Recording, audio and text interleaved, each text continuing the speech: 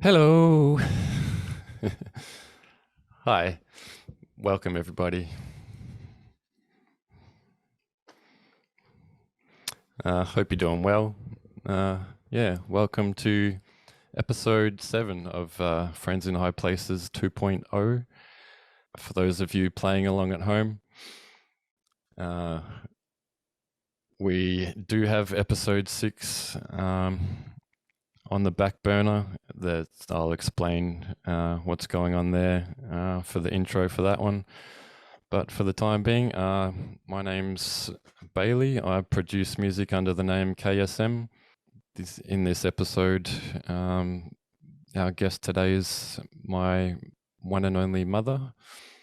I've just got finished editing the pod, and it's a really good one. I enjoyed doing it, and it was good timing too, because she's very busy. I'm very busy, and we just happened to line up to have a good chance to do it and get it done. And it's something I've been meaning to do for a long time.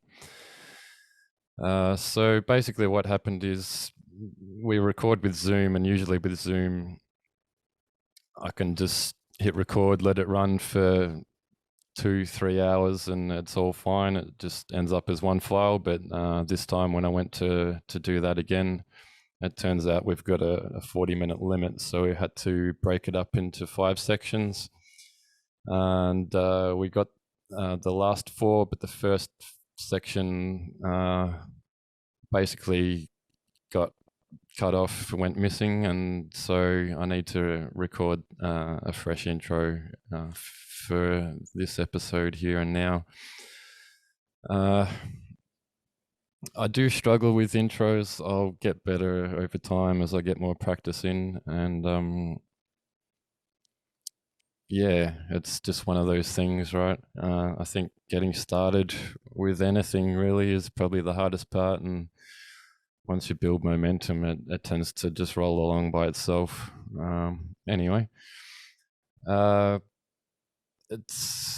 is what it is, right? So, I mean, the structure of the podcast itself, I'll try to start with the hardest part first, which was talking about mum going through cancer treatment and everything that entailed. And we spoke for about 20 or 30 minutes, and all of that is lost in time and space. And I mean, part of the reason for recording this in the first place was to just have something to remember mum by when she's gone, because she's in her early 70s and she's not going to be around forever, obviously. And also just to hang out and talk, which I always enjoy doing with her. So there's something actually suitable about the fact that we lost a chunk and it's gone forever, because that's kind of the theme, is that everything in this world is temporary, and you can't hang on to every little last bit and expect to keep it around. It's one of those things, right? So mum went into a lot of details about basically her getting diagnosed with a form of leukemia, which is shortened to APML. And she was willing to record another intro, and I thought about it for a couple of days, and she's already left Victoria. She's traveling up north again, and I've got very limited time here, and I just was keen to push on and get something happening because I've got a lot to do. So I figured I'll just mention what I can. And there's actually a Facebook group that she was involved in with people with this form of cancer and people in remission, and it's just a little support group. So if you have cancer, or if you know someone with cancer of this kind, I'll leave a link in the description where you can find a community and a little bit of support to see you through it. It's got a really high success rate for treatment. It's, I think, up around 90%. So part of what she said during the intro that went missing was that if you had to pick a certain kind of cancer, then she picked a pretty good one to have. Not that I'm saying she picked it on purpose, but you get the idea. So basically what happened was she was in Victoria spending time with family and preparing to head back up north to Queensland. And she went for a random blood test and they found a low white blood cell count and put up a red flag for her to come in for testing.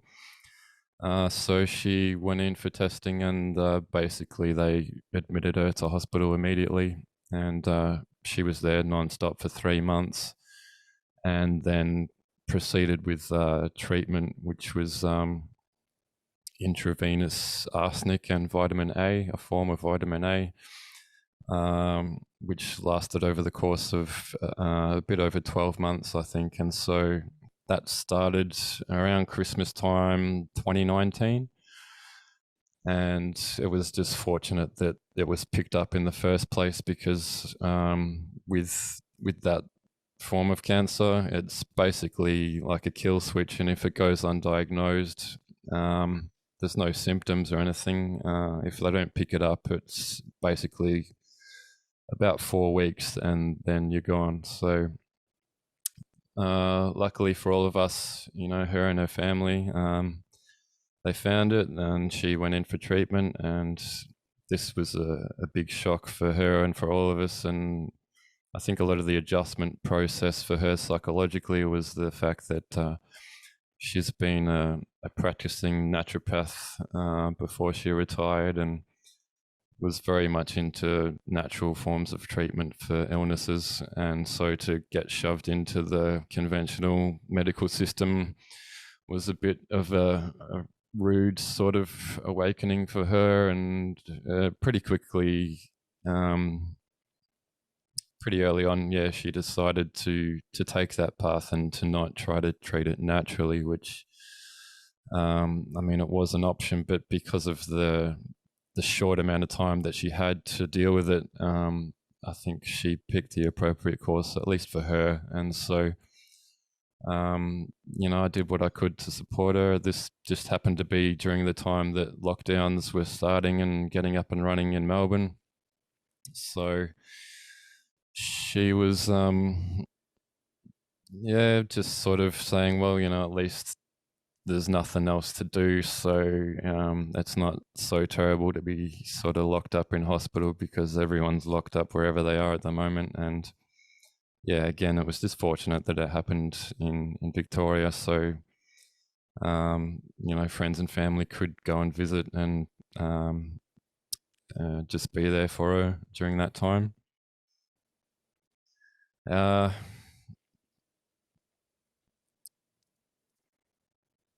So it was pretty rough physically.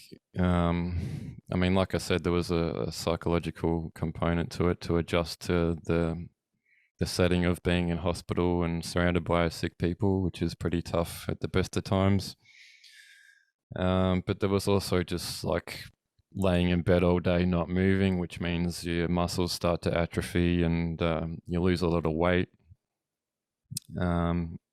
She didn't have to have radiation treatment, fortunately, but she did have hair loss, and it's pretty hard on your body to be injected with arsenic on a regular basis. It does take a toll.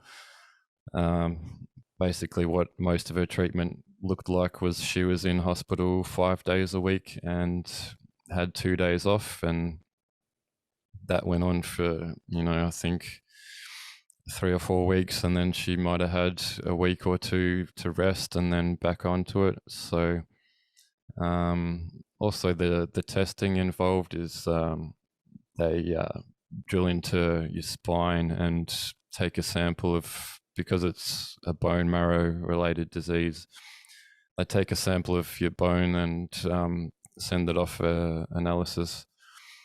So that in itself is pretty rough. And a lot of the nurses there are students and not quite sure what they're doing. So there's a lot of,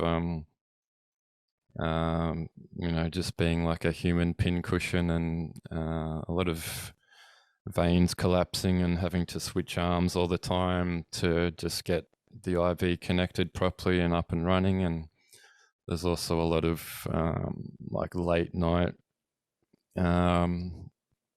just sort of waiting around for nurses when they're all busy running around doing other things. And it's it's quite the experience, I guess, and definitely was a difficult one. So I'm thankful for Mum for being open and willing to talk about it and share her experience. And at the same time, I'm not really, I don't like to repeat things over and over again, and I don't really want to, have her sort of repeat everything that she said, because it is difficult to even talk about, let alone have to go through it yourself, sort of thing. So yeah, it's a little bit of a rough intro, but it's a really wonderful talk that we had, and a little bit of a slow burner, and I think we finish on a very light note, which is something that both me and my mother enjoy doing, just in life in general.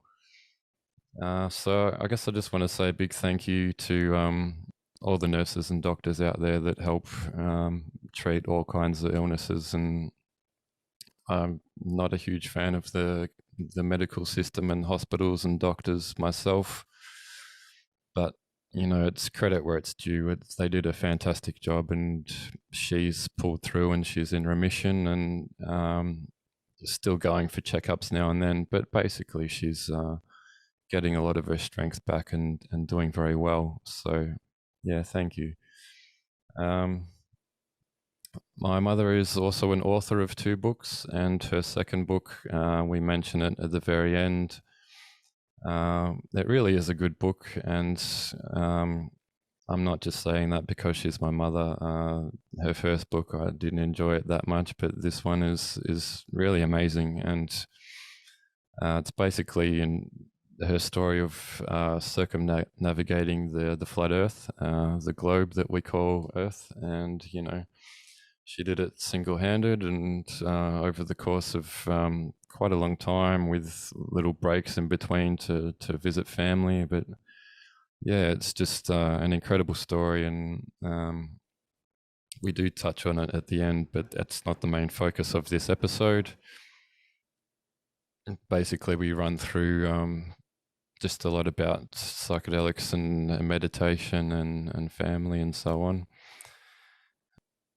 And yeah, it's like I said before, I'm very, very busy at the moment. Both me and Mum have been just clearing everything out and getting ready to move house. So she's already left, and she sold a house that she had in Victoria. I've got a couple of weeks left here, and so this is one of the last, if not the last, episodes I'll be able to record here. Yeah, big thanks to Mum for being a guest,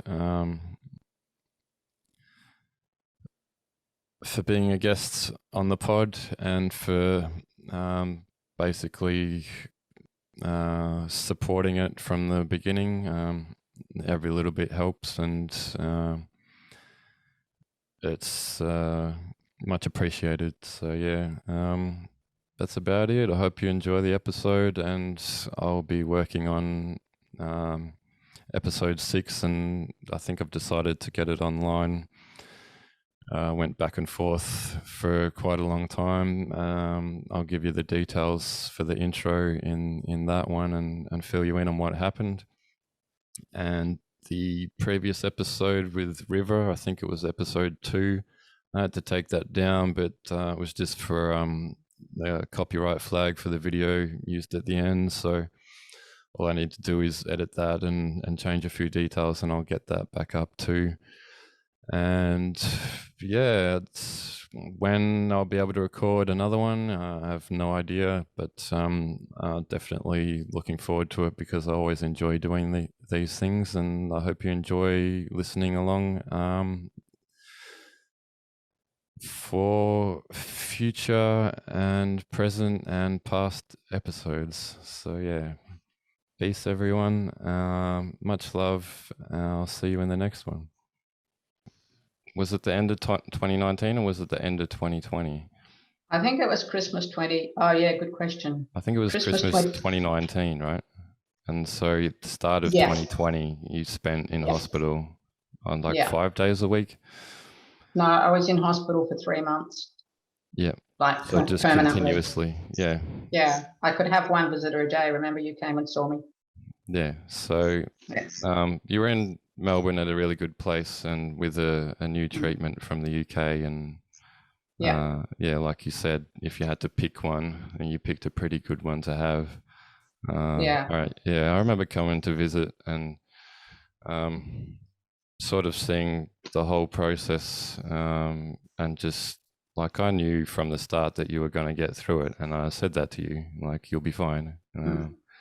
But you, of course, you know, it was very, very different for you, and it's one thing for me as an outside observer to, you know, say you'll be fine, but I'm not the one that has to go through what you went through, and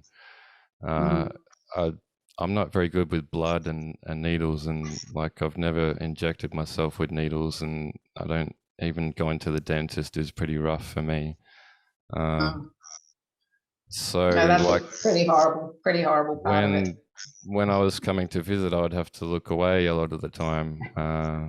But you had to actually go through it, and with a lot of student nurses that didn't know what they were doing, and just, you know, turning you into a pincushion basically, and had to keep changing arms to get into, like, to put the IV into your veins, and changing veins, and I mean, there's that whole physical component of it, and there's also the effects of the chemicals they're putting into your system, and it's very, very taxing and very draining for your energy, and all your muscles start to atrophy because you're just in bed all the time, and I think that takes a toll on you mentally as well, because you know, it's the connection with your body and mind, which, you know, if you neglect one, then it affects the others in a pretty big way. So one big thing I noticed you struggling with was self-worth, and feeling like you were worthy of caring for and being cared for, and looked after and taken care of. And maybe you could describe a little bit of that process for you, because I saw how difficult it was in the beginning, and then you did come to accept it and be thankful, obviously. Yeah, look, I'm immensely thankful, and I do question that. You know, it's there's so much to be grateful for, and a lot of people who've had cancer talk about that as a blessing in their lives, and say that, you know, they learnt a lot from the experience, and that's unavoidable. You're definitely going to learn stuff from the experience, because you're being put through, put through more than you've ever been put through before. And having to deal, as you say, not just with the physical, but with the emotional and the mental. There was a woman in the bed in the ward where I was sharing for a while, who just kept crying all the time and just saying, why me, why me, why me? And I felt like saying, well, why not you? Yeah.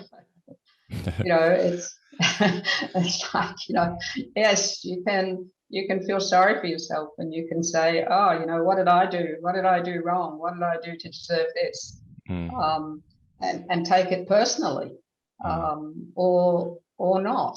And I think for me that I had a good foundation behind me to deal with that kind of thing, which was my spirituality and my meditation, and the things that the resilience that I've gained from my experiences of sailing and all of that. But I think it helped me with probably 90% of it. I can't say it helped me with all of it, because obviously there are moments when you just fall in a heap and just go, I can't take any more, you know, just let me die. Yeah. You know, it's like, you know, how much is too much? But I think I was fortunate that probably 90% of the time I was okay. Yeah, you seemed quite well considering the circumstances when I came to visit. The majority of the time you seemed you were aware and conscious and functioning and you know, using the bathroom and doing your best and quite just your normal self, really. Except for the fact that it was very difficult to even walk to the bathroom. Yeah, so I mean, do you feel like that's changed you having gone through that experience? Do you feel like you've got some value from that now, or because I know we were discussing like, well, you're alive and you very nearly weren't, and why is that? You know, there's no sort of accidents in life. That this obviously, you know, you're here for a reason, and it's a very good one, if not many. Do you have any insight into, you know, what you've gained in terms of experience and wisdom from going through that, and just like the total duration? It was about a year, I think, wasn't it? A bit over it was a year all told. The time as an inmate. I don't know if that's the right word. Yeah, that works. like being in jail. Yeah. The first few months. I wasn't really prepared for it at first. It was like they kind of spring it on you and then they ease you into it gradually. So they just, it's pack a bag, you think it's an overnight bag. And then it's suddenly, no, we're going to be here for another few weeks. And then it's another few weeks. And I think they do that intentionally so that you're not too freaked out right from the outset, that you're actually going to be there for a few months. All right. So if you rock up on the first day and they're like, oh, welcome, you're going to be here for a whole year. I hope you bought your phone charger. Yeah, that's right. Because I absolutely loathe hospitals. I always have. You know, hospitals are, you know, probably high up there on my list of places to avoid at all costs. Yeah. You know, I can't stand the smell of them. I can't stand the confinement. I can't stand the, you know, the whole thing, the whole scene is just, they're full of sick people. Yeah. But it's also full of people who are training and have trained to help sick people. Yeah, look, the nurses are angels. Yeah. They truly are angels. Except occasionally when, you know, in the middle of the night, your beeper is going off, your arsenic has finished long ago, the blood is starting to come back up the tube instead of going up down the other way. You want to rip it out. You're pressing the buzzer for a nurse and you realize that outside of your door is a black hole. And they go outside of that and they fall into that black hole and disappear. And they disappear. So you have to just be super patient. And, you know, this alarm is going off and alarms are there designed to be alarming, you know.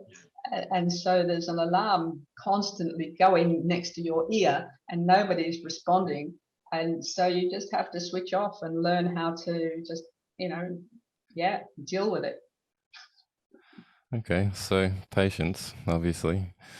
Yeah, and also how to, hang on. I found some early writing that I did in my 30s when I was about your age. Yeah. So I've got something here that I'll read. Okay? Okay. All right.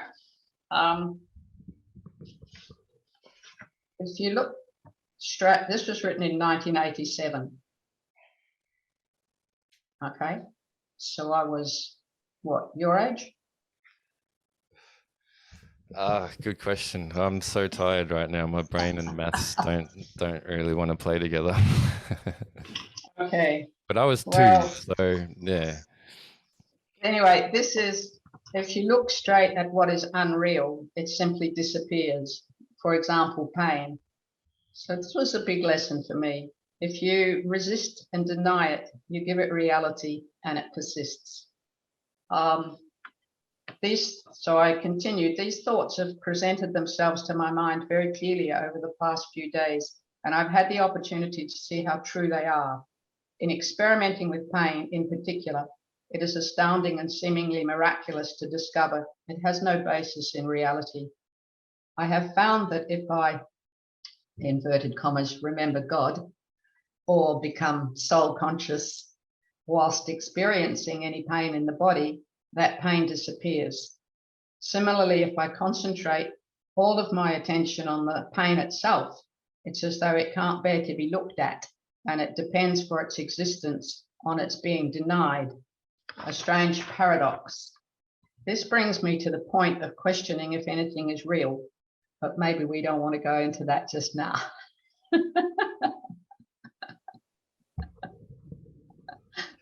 Is anything real? Wow, what's really real? Yeah. Is that it? Is there any more? Well, there is. And I found that there's only one thing that can survive that close scrutiny within me. Do you know what it is? There's a question. One thing within us that can survive such close scrutiny and continue to exist. Well, I want to say consciousness, but that seems too obvious. Well, my answer was the light. The light, yeah. The light, which begins as a small point in a sea of darkness. When concentrated on, it doesn't disappear, it expands to flood the entire consciousness with bright light. And then I go on to say this would appear to provide a perfect gauge to cut through the bullshit and the illusion of life. If it cannot be looked at without dissolving, it is not real. Wow, so you wrote that in your 30s? Yeah, when I was about your age. Yeah. I find sometimes we write things that we're not exactly clear where they come from at the time, but it's almost like it's not for you or anyone really, but it's kind of for your future self. Yeah, I like that type. It's like reverse wisdom sort of thing. It's like you have this wisdom, but it's not yet earned, but it's like a message to, you don't understand it fully at the time, but it's a message to yourself later on that, it's always been within you. It's just a process of remembering, right? Yeah, I like that concept that you're always coming up with of, gift to your future self. Yeah. It's I guess that was a gift. That was a gift to my future self, and it was very much appreciated when I was really, really needing it, going through that cancer treatment. Yeah. Cool. So, yeah. Right. Yeah. Well, thank you for going into that and for having the strength to pull through. I know it was very difficult for you and for all of us, but you did have your family around and a lot of support at the time, and a really good treatment overall, and not an expensive bank breaking one, thankfully. And thanks to Australian's medical system. Very, very lucky we are. Yeah, we're not completely off the cliff, over the edge of the cliff at this point. We've still got a few good areas in the way things are, and there's improvements coming along, which we'll get to later on. Yeah, well, one of the things that went through my mind, like at midnight, I'm on a gurney, which is like, that bed on wheels, and they're trundling me down into the bowels of the hospital because I'm having a heart attack, because that happens during the treatment. Your organs collapse, and you can have heart attacks and things like that. So I'm having a heart attack, and they're trundling me down at midnight to the bowels of the hospital. All these people are there working, like at those weird hours of night, working to save my life. and working to do, put me into the machine, do an MRI or CAT scan or whatever. I think an MRI, the one that's a big tube and it goes for magnetic resonance imaging. fMRI, I think they use now, the functional one. Well, whatever it was, it's all there, all that equipment. And I'm thinking to myself, this costs a fortune. And, all these people working here and working so hard to save my life, like what you were saying, am I worthy? And then I thought to myself, it would be really tacky to die now. Poor form, yeah. They're doing the right thing by you, trying to save your life. You want to do the right thing by them and just be saved. Yeah. Yeah. Yeah. Oh, that's a class act. Yeah, well done. Cool. Well, so it's very wonderful to be able to still be on, walking this earth with you around. I do love you very much, and I'm very thankful for you, for everything you've done for me, and you've taught me so much, and you continue to teach me so much. I think we teach each other. Yeah. Yeah. We have a very, very, very good exchange. Yeah, I feel very blessed to have you in my life, and to know that you can, keep going for a while. I know you've got a lot of life left in you, and it's. But at the same time, none of us ever know how much is left. Yeah, it's like you can't take it for granted. You can't really take anything for granted. It's that's a really big lesson. At any minute, done. Yeah, and it stays with you, that sort of thing. It changes you as a way of life, the way you go about your day, and for sure.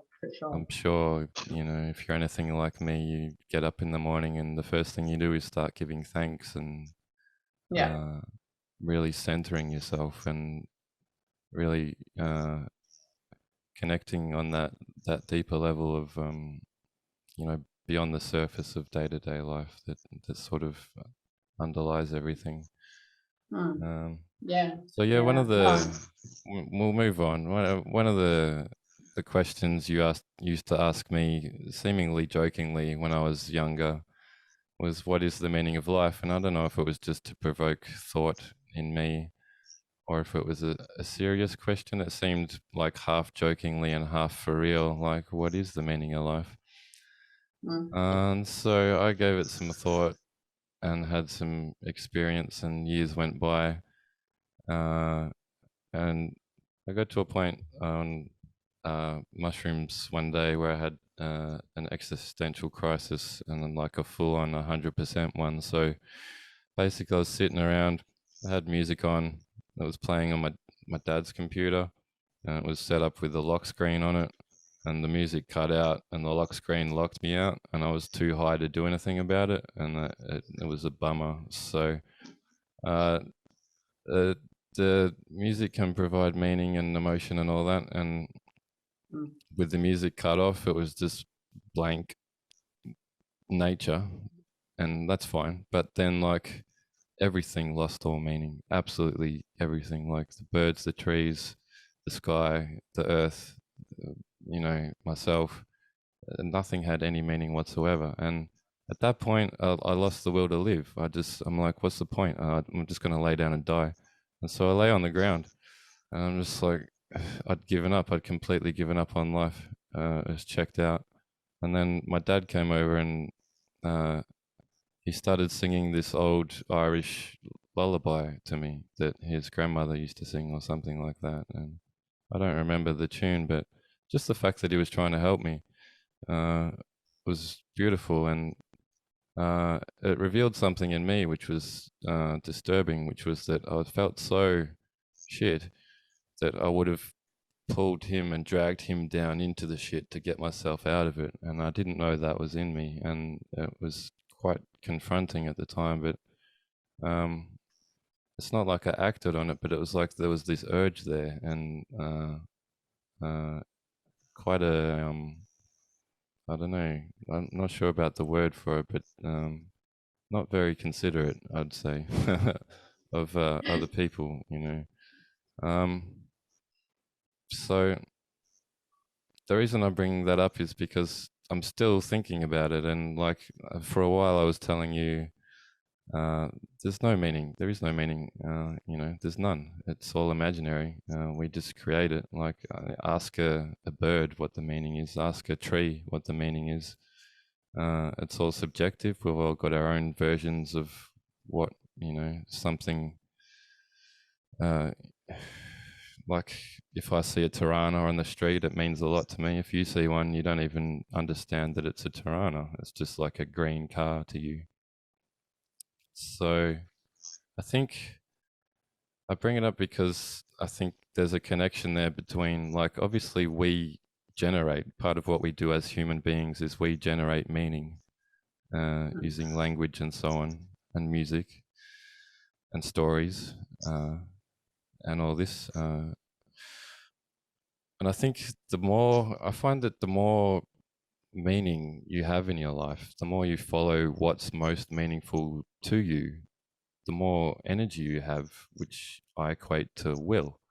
So there's a proportional balance there between the will to live and meaning. So if you have no meaning in your life, you have no will to live. But if you have ever increasing meaning in your life, you have an ever increasing will to live.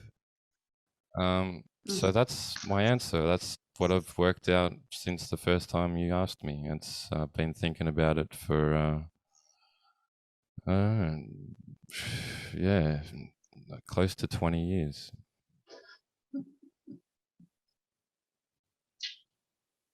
Yeah, you wrote that on a scrap of paper for me a while back, that you'd figured out the answer.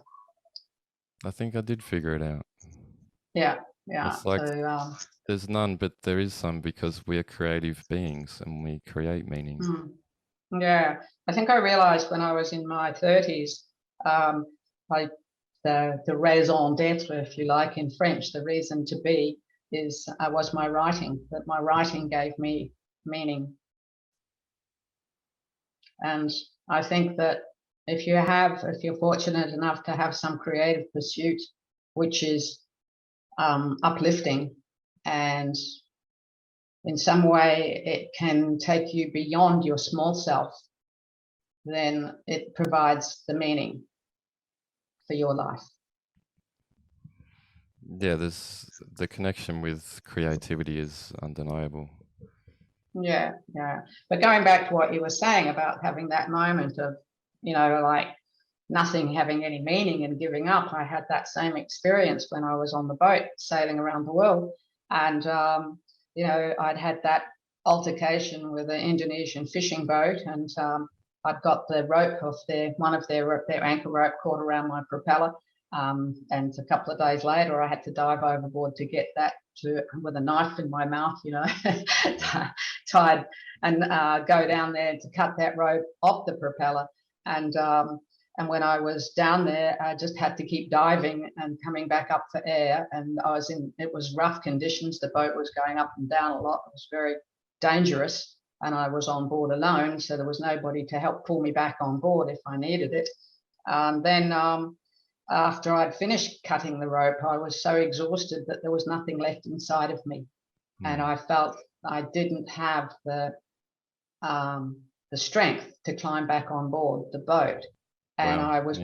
I was being dragged along by this rope as the boat was just jiggling, like she was hove to, but she was just jiggling in the same place, but still moving at about half a knot through the water. And I was just like you, just that same thought of, you know, if I let go, just give up, you know, just that's it. It seemed that there was nothing that was pulling me back. And then suddenly out of nowhere came that strength, that force, which was not of me, but it came to me to get me back into life, because I was ready to just check out. And I just thought, you know, I can't do it. I was just telling myself all these negative things. I can't do it. I can't get back on board. I can't survive this. And then somehow or other, it was like, okay, I can. But there was something switched in me, which was bigger than me, greater than me. Yeah, so like a divine intervention sort of thing. Yeah. Thanks God. Yeah, definitely. Well, to cut myself a bit of slack, I think, you know, if I've lost all meaning and I'm willing to drag someone else into my own misery, I can't really blame myself, because family means nothing at that point too, right? Yeah. Nothing means nothing. It's like when people kill themselves, you know, they just lost that connection. Yeah, well, I've been suicidal for Yeah, I know. quite a few times. I did make a half-assed attempt once. I don't know if I told you about that. Just tried to overdose on like a sleeping downer sort of medication, and you meant to take 2, and I took about 15. And it didn't work, obviously, but I've been there a few times. Yeah, I know. Yeah. Yeah. Well. Anyway, yeah. Probably still in not. We're still in the hard stuff. Let's move to some lighter stuff, please. Yep. All right. Okay. Not to get off into the weeds. All right. So from this to that is the next thing I want to discuss with you. So you have a unique perspective on this, and I'm relatively young compared to you, so my life has been very different, and my attitude towards authority has been very different. I remember being a child that didn't even know the first thing about drugs, and you walking into my room one day and saying, "Promise me you'll never do drugs." And I'm like, "I don't know what drugs are." And you're like, "Promise me." And I'm like, "Okay, sure." And like, you seemed really angry and upset, and like I'd done something wrong or was going to do something wrong, or you know. So there was this whole "Just Say No" campaign in Australia, and overseas there was one in America. They had a different name, and I think it was DARE. It was maybe one of them, the DARE. That was a big thing, and it basically stigmatized and demonized good drugs, and you know, while pushing shit drugs, you know, sugar, alcohol, tobacco, all this. It's had a lot of consequences that I guess we could say, and pretty devastating ones. It means people haven't had access to things which could help them, and they have had access to very destructive substances and very addictive ones too. So from that's this, and then to that, recently we've been lagging behind in Australia, but recently the worldwide psychedelic movement has been gaining momentum in terms of getting official recognition. So for the FDA in the United States, for example, they're approving, they're most likely approving MDMA, which is a psychedelic empathogen for PTSD treatment and trauma. And they're already in phase 3 trials and having really good results with that. Meanwhile, Australia is generally the first country in the world to just ban things that no one's even heard of, but which might actually be able to help them. Very trigger happy with the ban stick. And meanwhile, in the background, I've been connected with the psychedelic community. I fell out of the party trance scene, but I stayed with the conference discussion scene where people just talk about things. And so in the States, progress; in Australia, not much. But yeah, I've stayed connected with like EGA, and I've been quite in tune with what's been happening behind the scenes. To basically, people have been highly intelligent people have been attempting to get these psychedelic substances recognized officially and approved as treatments to help people who are suffering, who have no other recourse, like for depression, treatment-resistant depression. There's no, they don't respond to the typical drugs. And if you're suicidal, then like, what other options have you got, So there's not a lot to lose, but there's a hell of a lot to gain by trying. It's like if you want something you've never had before, you need to do something you've never done before. So if you want healing and you've never had it, then and you've tried things and they haven't worked, then you need to try new, different things and just keep trying. Not give up on yourself and on people around you. So our recent good news in Australia was that the TGA, which is our local version of the FDA, has approved two psychedelics, so both MDMA and psilocybin, which is related to magic mushrooms, as they are formally recognizing them as having medicinal value, which they never did before. So they've rescheduled them, or they're in the process of rescheduling them. And later on, I think in July this year, 2023, they're going to basically become available as medicines through like a psychiatrist sort of thing. Now, what MAPS are doing in the States, they're running trials not just with the substance, but it's like a pair. So you've got the substance and you've got therapy, and they're sort of meshing those components together to give like structure and guidance and actually focus in on the pure intention of what they want to achieve, which I think in that sense it's very wise, but it's not the only application for psychedelics. It's just the pathway they happen to be taking to help end basically the war on drugs and the whole mess we have created for ourselves with prohibition, because prohibition means that a chemical which costs 10 cents suddenly costs $300, and someone who's addicted to that chemical and can't get $300 needs to find a way to get $300. And so, you end up with high crime rates, you end up with a lot of corruption, you end up with a lot of greed. It's a big mess. So to stick with the bright side, it's coming through that we're going to have these medicines legally available in Australia. Once again, like they're fairly new things, and mushrooms are not new at all. But I mean, MDMA is fairly new in terms of people making use of it.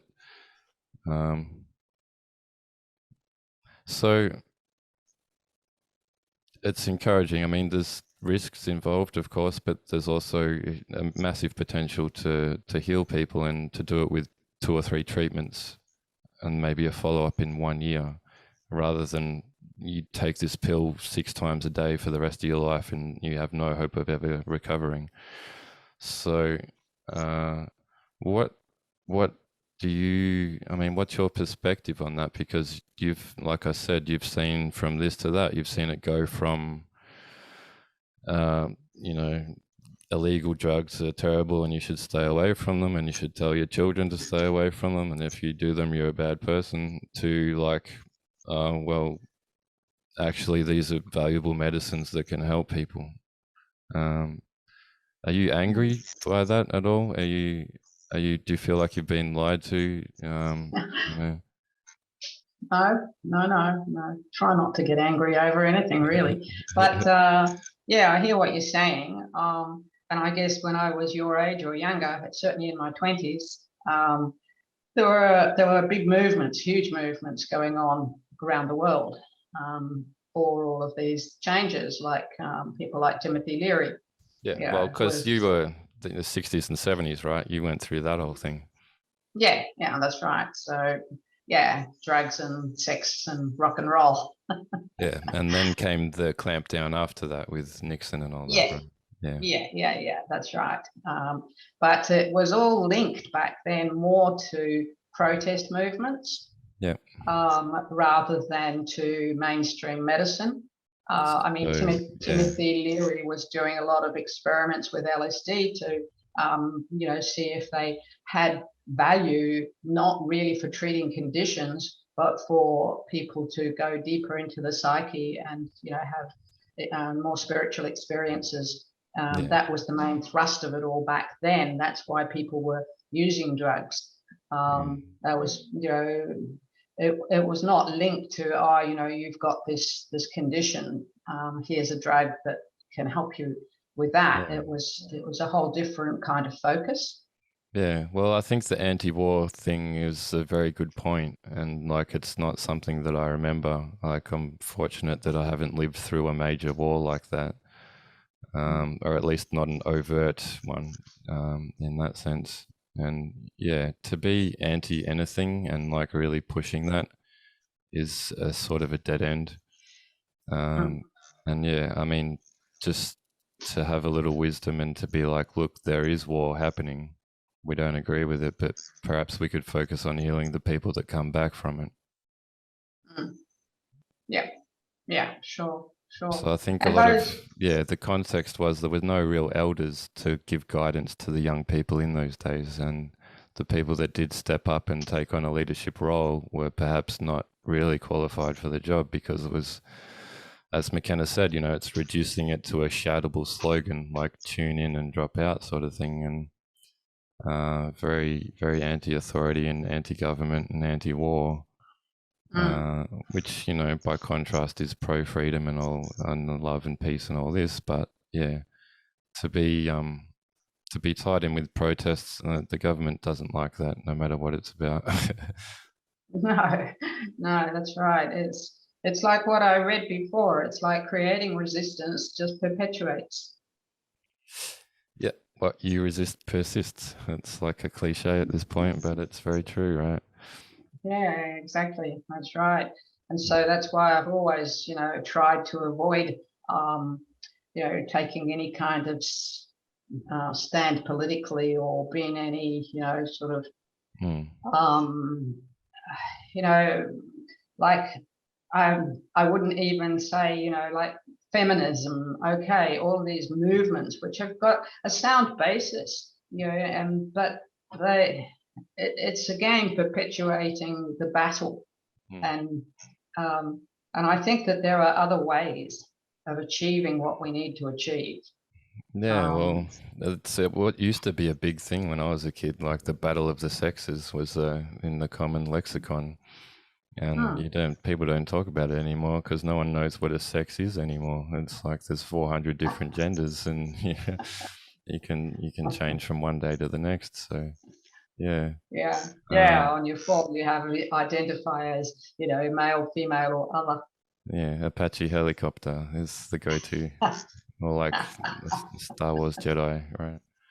Yeah, that's right. But getting back to your thing about drugs and, you know, Timothy Leary and all those people back then, Ken Kesey, One Flew Over the Cuckoo's Nest was about psychiatric treatment. I don't know if of course you're familiar with that.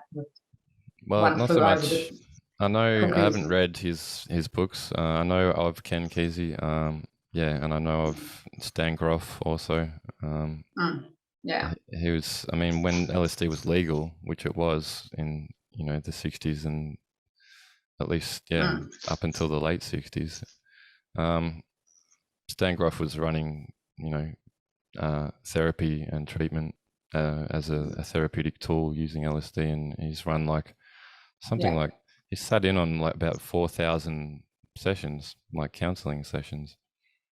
So there's a huge amount of experience and wisdom that was only just beginning to emerge, and then it was sort of cut short. So I guess my point that I'm getting at is things are changing now, and are you aware and keeping up? Because I mean, for context, like you're a very straight person and you keep a clean, simple diet and lifestyle, and you like to go to bed on time and get up early, and go for walks and take care of yourself. And you're not a big drinker.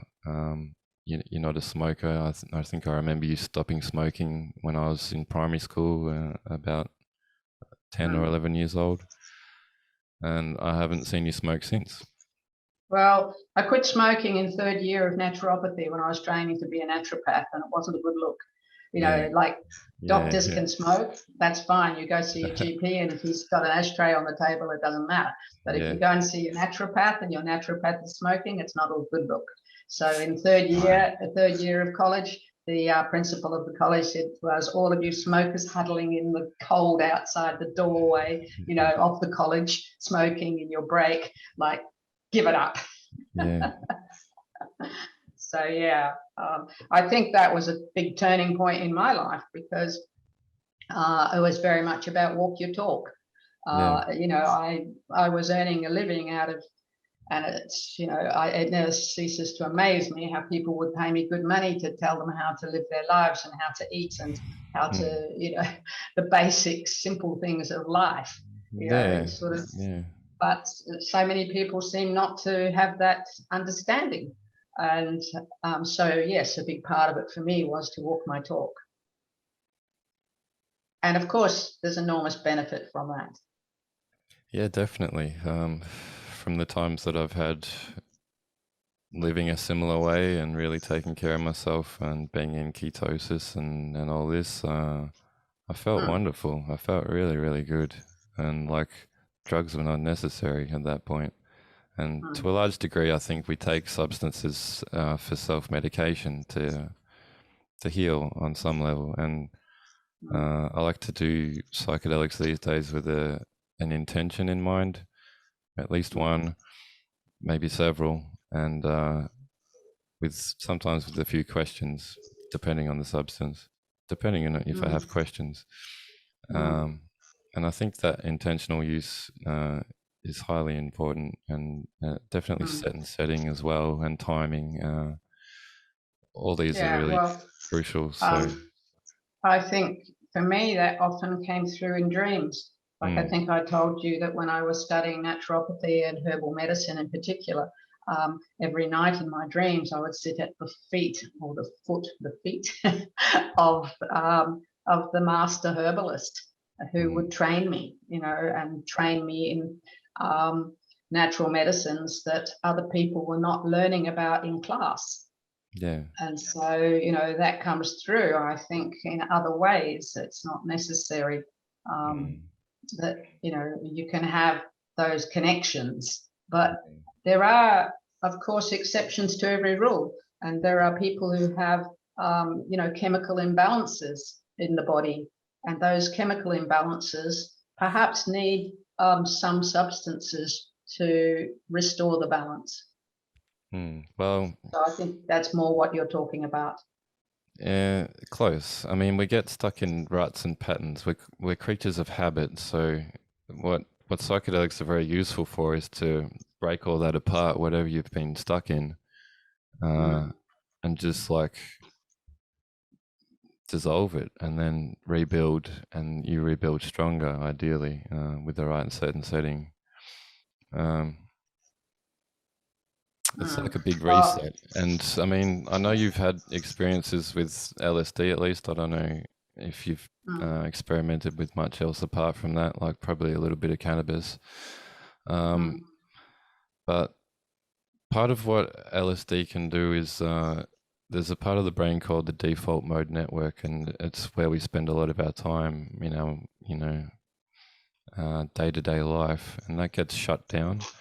And so what that does is, instead of having a few connections to this specific area in the brain, it opens up many, many, many connections that are normally there, but they're kind of dormant.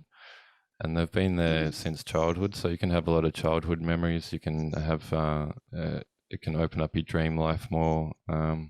It can make you more childlike, and remember that sense of wonder and awe and joy at just simply existing in the world. And so I remember you describing to me once about taking LSD with your first daughter, Pandora, and you said I felt like I really understood her, and yeah, I think that goes some ways to explaining the mechanisms in the brain of what's happening on a physical. Do you want me to recount that little story? Yeah, I'd love to.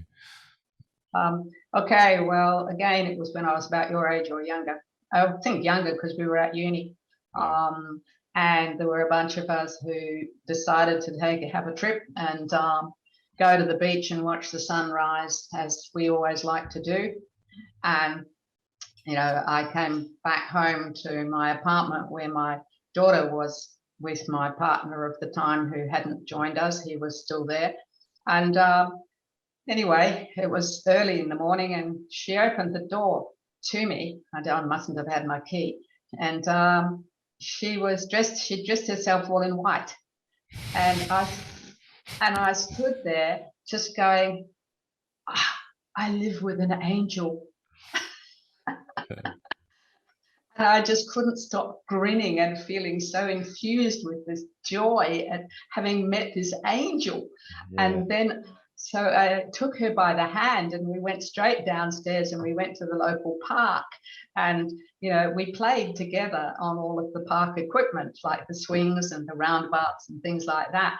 And it was amazing how I was so totally in tune with her that I knew exactly when she had had enough of that particular thing on the playground equipment, and so to move on to the next. And there was no need for talking, for speech. It was just like, okay, you know, let's do the swings.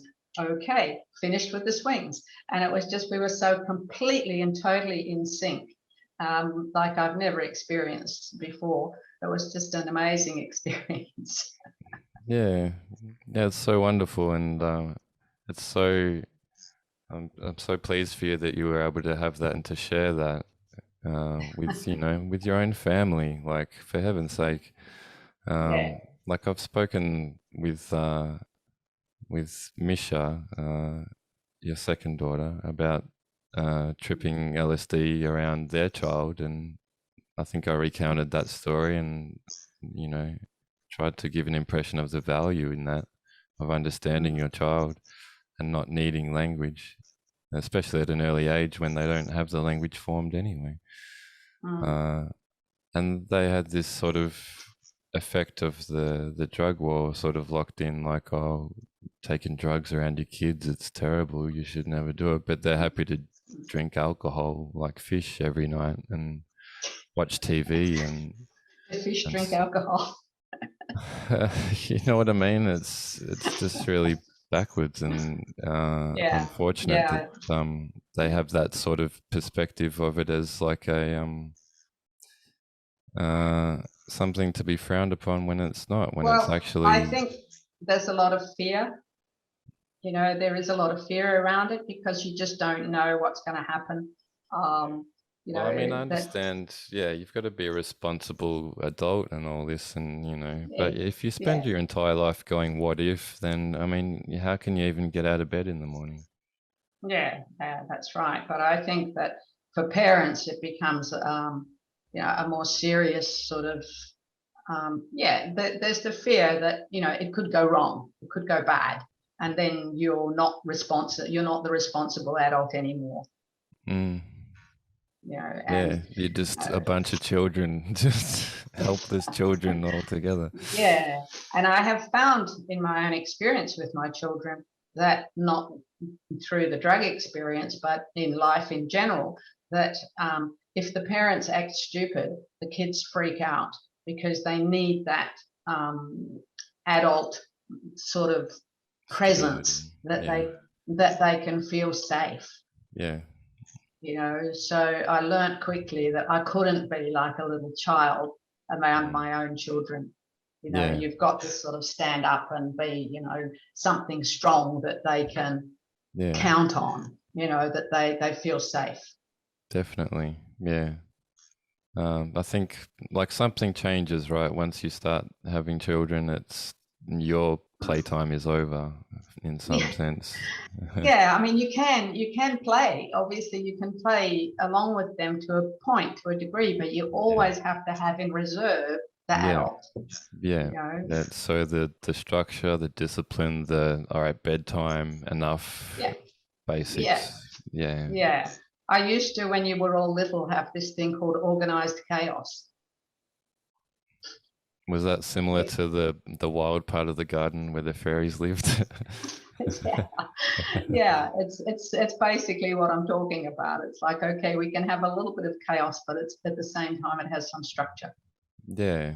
It's the way I live my life now. Just organized chaos. Yeah, yeah, it's a nice concept. I remember it well. I used to enjoy it, and you know, a Yeah. big part of being a parent is to get to enjoy and relive your own, you know, fun, Yeah.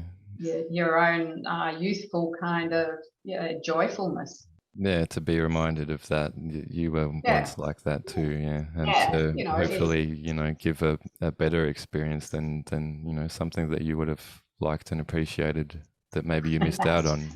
absolutely. Yeah. But we So, won't go into that. no. Yeah. But I Anyway, mean, yeah. just Go on, go on.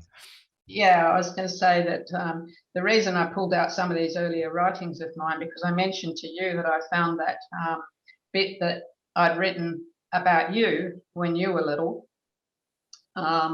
which I mentioned to you the other day. This was written in May 1987. So I'm really digging up, you know, ancient texts. Yeah.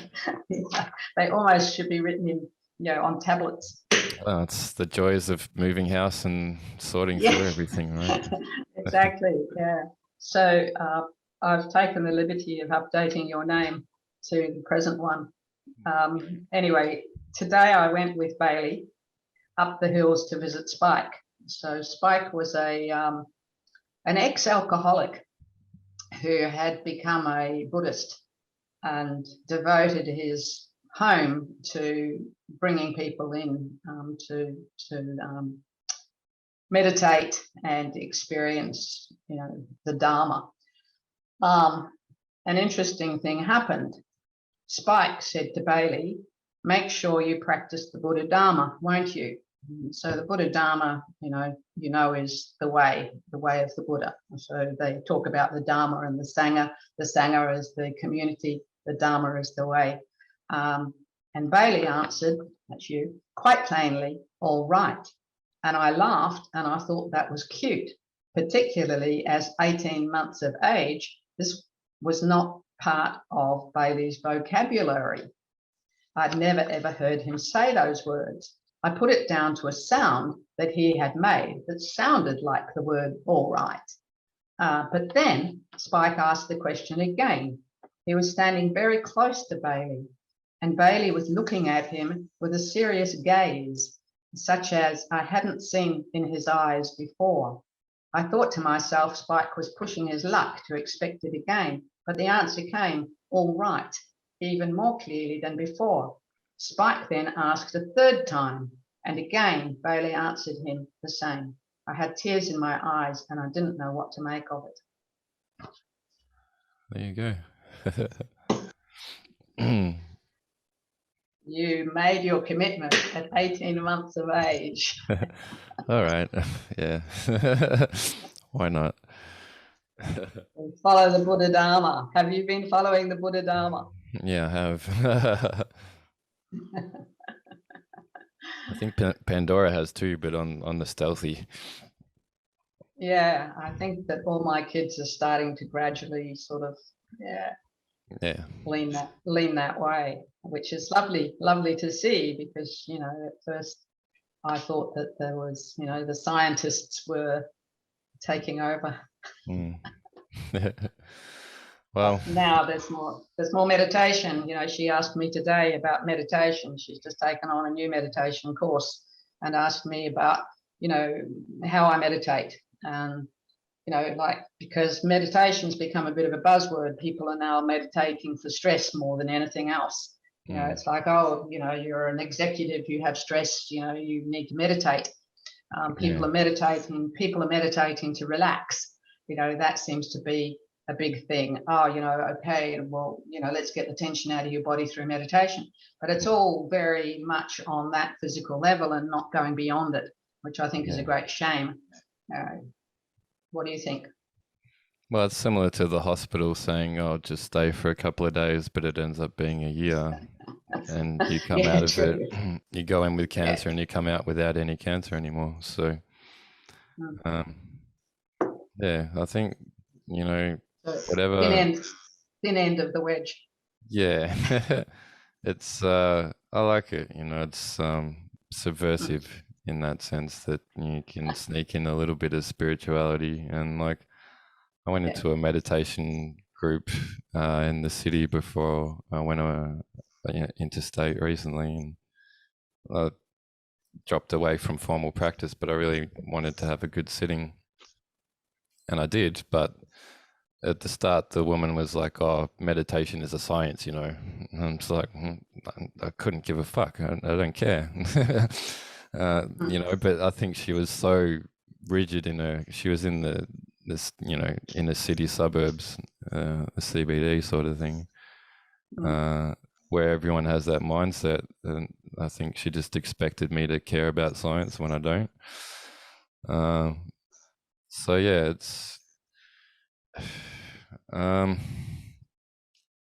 it's tricky, but we'll go into it. We'll go into it a bit. I think more of what I wanted to focus on was like the entry level stuff doesn't interest me at all anymore, and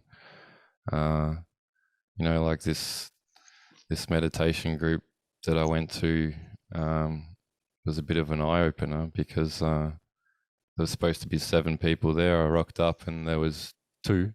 One of them was the teacher, and she was trying to teach me things, and I wasn't there to be learning things. I already know. I just want to meditate. Like, let's be in a group and meditate, please.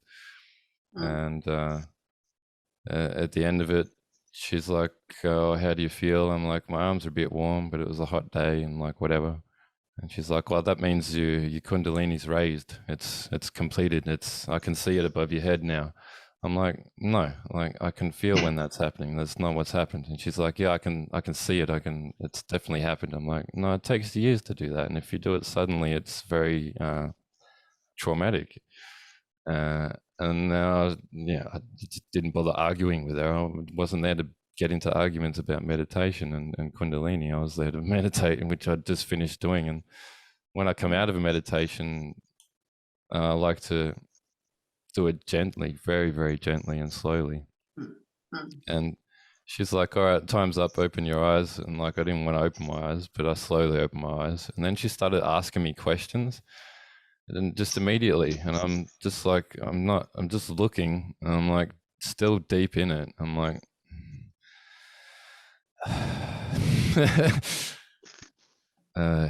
just having my patience very, very tested. And I think there's a lot of charlatans out there. So there's a lot of traps for the beginners, and there's a lot of pitfalls and a lot of misdirection, which can, if all you think you're doing is just relaxing for 10 minutes, and like, that's fine. And if it helps, that's good. But the potential there is virtually unlimited in terms of the impact that it can have on your life. So I have a very deep interest in meditation practice, not just formally, but as a way of living, and of having a still mind and an efficient mind, which is thinking useful, productive, constructive thoughts, and discarding unproductive, unnecessary thoughts. Purely. I was saying that to you the other day, how much I appreciate and I'm grateful for the thoughts that come unbidden into my mind, when they're not like, they're not part of that particular road that I'm down. I'm not like, I'm focused on something, and then some thought will come in randomly from left field, and it'll be like, wow, okay, thank you. Yeah. So the mind is a very valuable tool and a necessary one, and I don't think it's appropriate to attempt to delete all thoughts, like this teacher was trying to tell me the other day at this meditation group.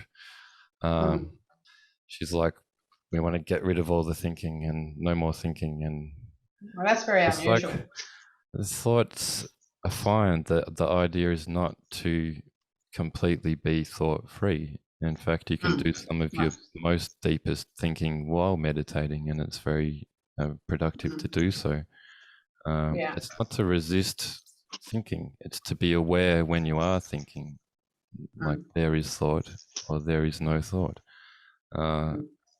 It's about awareness, basically, awareness and mindfulness. So, I mean, like for me, my practice has been just straight to stillness, and I don't bother much with techniques. I find the more I train techniques, the more I get stuck on them, and it blocks me from where I already was before, just straight into the stillness.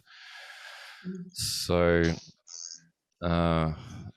one valuable way to go deeper, I find, is with a group of people, and hence I was seeking out a group of people, and I hadn't been having the fortitude to do it on my own. I'd been out in the world and very externally focused, being summertime and all that. And what catalyzed that for me is I find that when I have a practice and it's good, but when I drop away from the practice, it's sort of something builds up, and I find that I need that meditation that I was so used to. I need that stillness of mind and that presence and that like just refresh. And it finds ways to come through. And the other night when we were having a family dinner and we all held hands and said thanks before the meal, I just went boom, instant meditation straight into like 2.5 hours deep.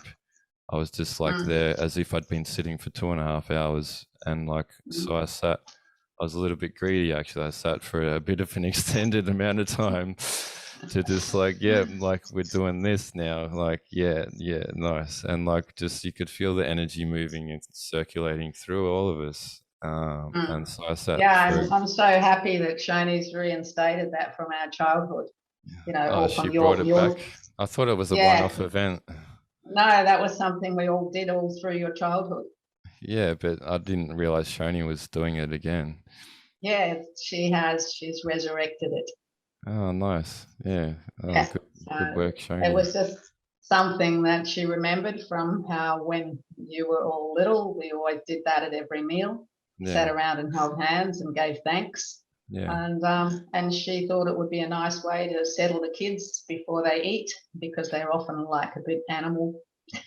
Yeah, just climbing all over the place, and yeah, especially Felix. So yeah, it was a nice. I was really impressed, very pleased to see that she'd done that.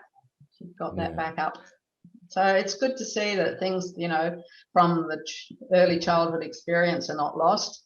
Yeah, that's all in there somewhere.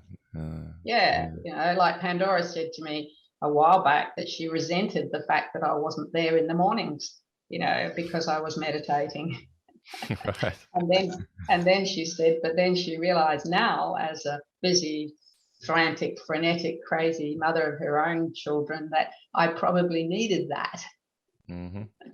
And it helped her immensely, that the fact that you took that time for yourself.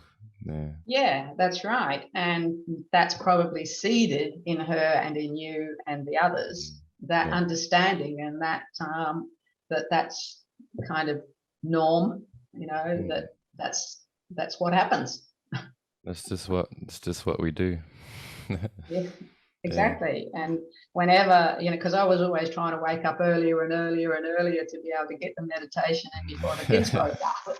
Yeah. But then eventually I gave up on that, and I would just bring all the kids into the bed with me, and we'd all just, you know, sit and meditate together. And it's like, shh.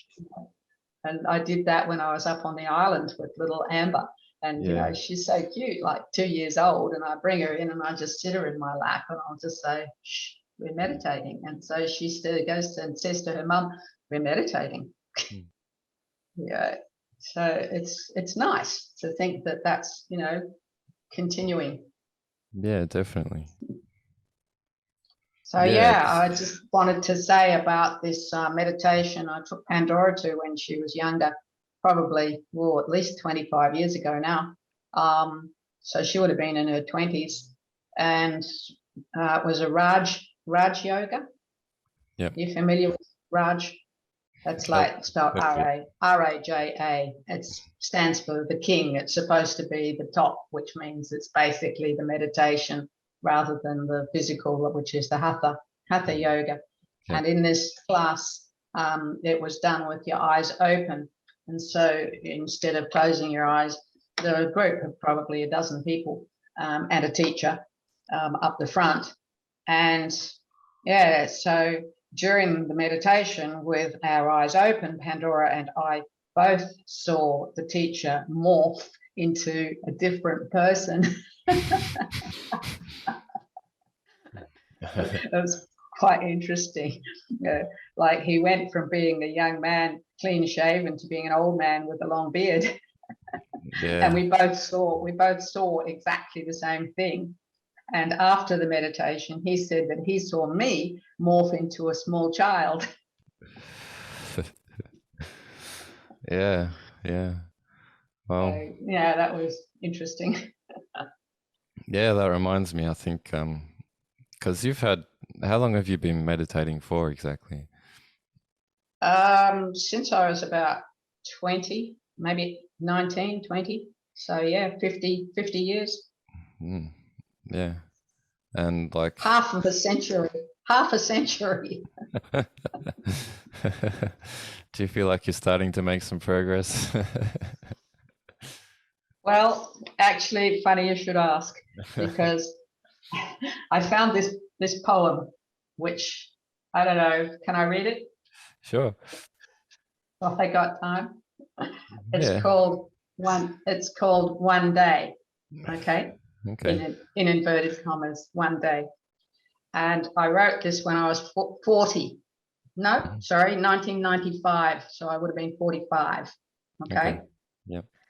I lived the great one day, caught in the tension of things not done, things half forgotten, things hanging over me, awaiting my one day attention. One day I will go to the gym, resume my yoga, pick up my guitar again, write that novel. One day I will be happy. I have a list, at least 20 such promises/threats hang over me like sharp things that cleave and split and scatter my now. My life is so scattered, despite my constant attempts to organize it. No matter what I am doing, it always feels as if there's something else I should be doing. I write out schedules, try to fill the time slots with appropriate pieces that fit. But life, the universe, and other people intervene, and I practice letting go, going with the flow, and not pushing the river. Very easily, the river sucks me down in seductive entropy, and I am flotsam bobbing on a shoreless tide. My potential ports elude me, my potential gifts unopened. I never quite reach the safe haven of fulfillment. But what would that fulfillment be? To actually do my yoga/meditation/ every morning for 10 years, for 20 years? Well, look, I have battled, fought the 1,000,001 reasons not to, and more often than not, won. Does it heal me now? My wounded, frightened soul that agitates like a fallen bird, that flutters and bashes itself aimlessly about? Unfortunately, not. Wow, it's pretty rough.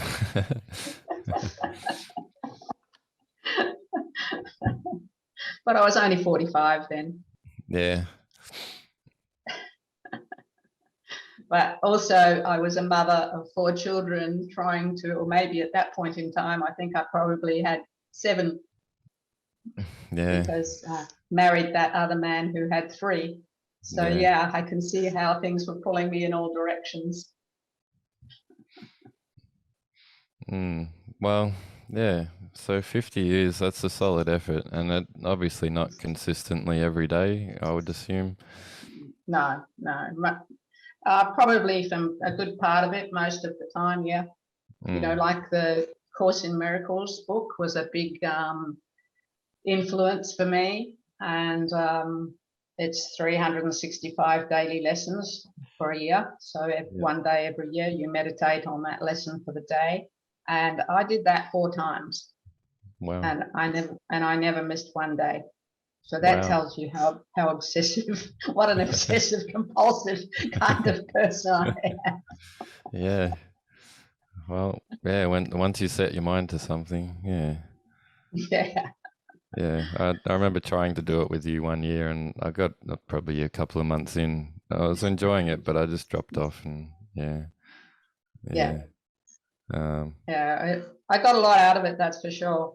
I was doing that in the 1980s when I was in my 30s, because I'm reading back over it now, and I'm right, you know, I've had uplifting experiences where I saw an all-encompassing spiritual light and felt filled with a great sense of love and peace.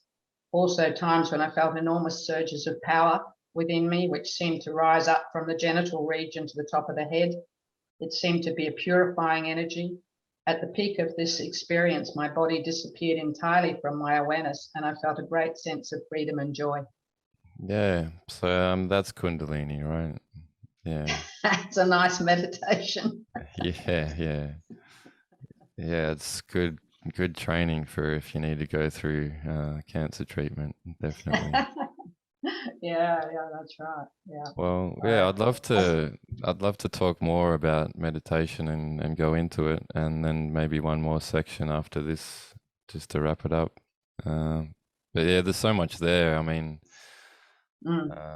50 years, you know, I think I started in my early 30s, so yeah, maybe like 5 to 7 years for me, and I was just doing 2 a day, like one sitting in the morning, first thing when I wake up, and one sitting in the evening, first thing before I go to sleep, which I find is a really good structure and a good like opening, closing of the day.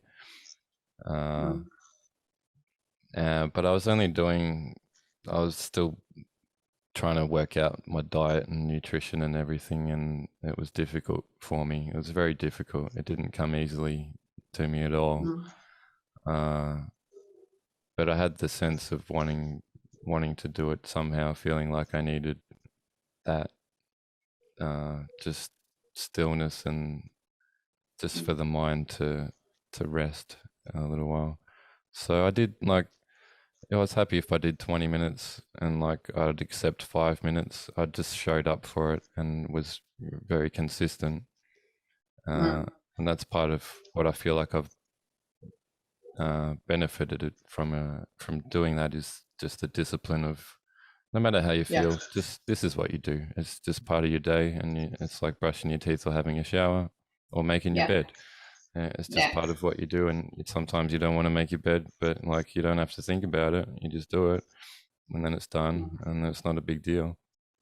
And often I'd find the times when I resisted meditation the most, when my mind was like, no, I don't want to stop, blah, blah, blah, blah, blah, blah, blah, blah, was the time when I obviously needed it the most. And I'd be like, all right, just 2 minutes. That's just 2 minutes, just sit for 2 minutes. And then like 2 minutes later, I'm like, all right, well, maybe another minute. And then like a minute later, like, this isn't so bad, like maybe a few more minutes. And then like, by the time it's 20 minutes, I'm like really relaxed, really glad that I sat down, and like, what was I thinking? And like, so much clearer, and just, yeah, it's difficult to describe like the feeling afterwards, but just clearer, I guess, is a good word.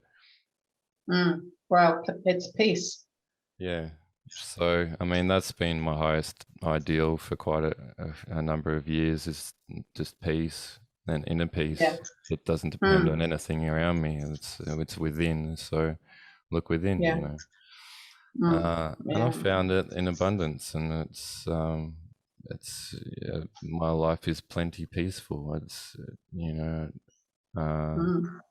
it's been my intention, and it's definitely worked. For a long while there, that was my highest value, peace, and I sort of swore by that one for a long time, but recently it's changed. So now it's gone to love. Yeah, love is good too. I like love. There's a form of meditation called metta, which is loving meditation. Loving kindness. Yeah. So we'll come back Mm. around to that one. But I remember you telling me about an experience you had where you were doing some sort of astral projection and leaving your body and traveling Mm. around during meditation. Was that sitting meditation or lying meditation? Yeah, I was Uh, sitting. Yeah, I was was that sitting. using a technique? Were you still aware of your Um, body? And yeah, at the time I was reading a lot of books on astral projection, so that probably had an influence. Um, and yeah, it was totally not something that I tried to do. It just happened. Like I was just sitting meditating, and the next thing I knew, I was out of my body and I was hovering in close to the ceiling in another room, and I could look back and see my body still back there, and it really freaked me out. And I think at the time I'd probably been involved or doing the Course in Miracles because the first thing that sprang to my mind was to say, "Lord, have mercy on my soul," because I felt like my soul was being taken. And so immediately I just shoo, straight back into the body. yeah, kind of like, because when it first happens with people, they can feel like, oh, I've died. Whoops. Yeah. Yeah, I'm not supposed to be out there. yeah, yeah, Yeah, supposed to be in here. yeah. But I find it fascinating on a mechanical level that you can be out of body, but still your body's like sitting up. You know what I mean? Yeah, Like and it you, takes effort yeah, and concentration to just sit up. But yeah, energy. yeah. Yeah. So Mm. But consciousness is such a refined aspect of the body or of our being, not the body, mm, obviously. It's consciousness is something beyond the body. mm, And that those experiences let you see that the body is simply, clay. yeah, it's temporary. Yeah. Mm, And I think it certainly is, again, it's another life-changing thing to experience being out of it, to mm. know that there's existence, that consciousness exists. Yeah, it's eternal, right? Which is the mind. The mind just short circuits. It can't handle the concept of eternity very well, I find. But Yeah, that's right. But it's interesting that a lot of people presume that when you die, there's nothing, and some people presume that your spirit leaves the body.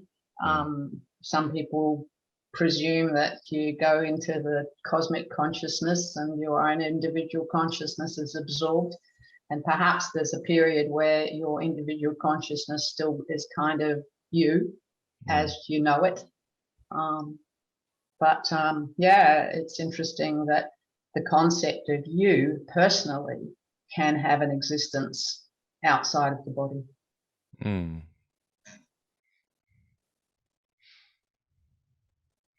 Yeah, it boggles my mind that to have that idea that you know death is just an end to consciousness.